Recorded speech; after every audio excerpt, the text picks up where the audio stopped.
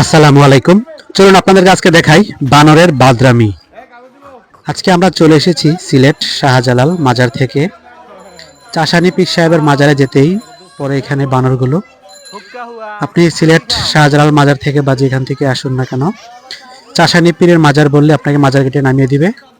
এখানে আসতে পারলে দেখতে পারবেন বানর অনেক দুষ্টামি করে, এবং কি এখানে একটি মাজারের সামনে অনেক দর্শনার্থী আসলে বানরগুলোকে খাবার দেয়। তাই ওরা মানুষের কাছ থেকে খাবার খাওয়ার জন্য রাস্তার দুই পাশে বসে থাকে। আর সুন্দর উপভোগ করতে পারবেন বানরের খেলাধুলা। এখানে আসলেই আপনার মন ভরিয়ে দিবে বানরগুলো। যদি দেখতে চান তাহলে অবশ্যই সিলেট শহরে আসলে এখানে আসতে ভুল করবেন না। যারা দর্শনার্থী আছেন আসবেন তো ঘোরার জন্য, আর বানরের জন্য হালকা পাতলা কিছু খাবার নিয়ে আসবেন। দেখবেন তারা আপনার হাত থেকে খাবার নিবে, আপনাকে কত আনন্দ দিবে।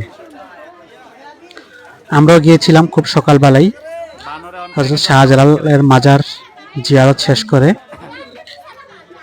বান্দরটিলা পাহাড়ে। এই পাহাড়টিকে বান্দরটিলা পাহাড় নামেও চিনে, কিন্তু চাষানী পীরের মাজার বললে সবাই সহজে চিনে। এই বান্দরটিলা যে পাহাড়টি বলে, এই পাহাড়ের উপর একটি মাজার রয়েছে, সৈয়দ চাষানী পীর রহমতুল্লাহ সাহেবের মাজার, যেটি গোয়াইটুলা নামক স্থানে অবস্থিত। এই মাজারটি হচ্ছে একদম সিলেট শহরের মধ্যেই অবস্থিত। তাই আপনারা আসলেও দেখতে পারবেন এখানে বানরটিলা। যে দেখতে পাচ্ছেন বানরগুলো রাস্তার মাঝে নেমে এসেছে।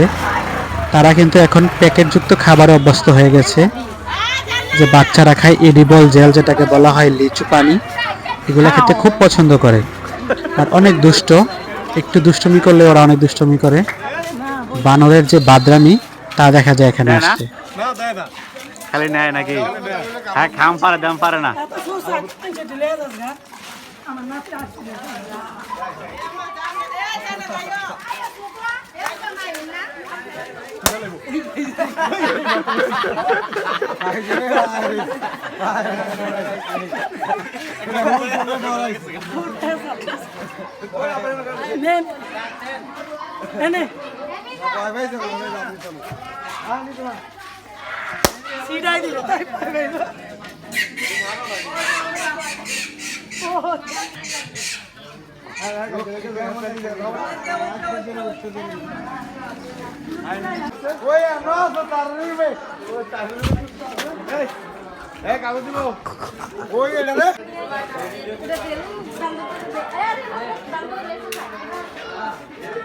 আমরা এখন আছি বান্দরটিলা।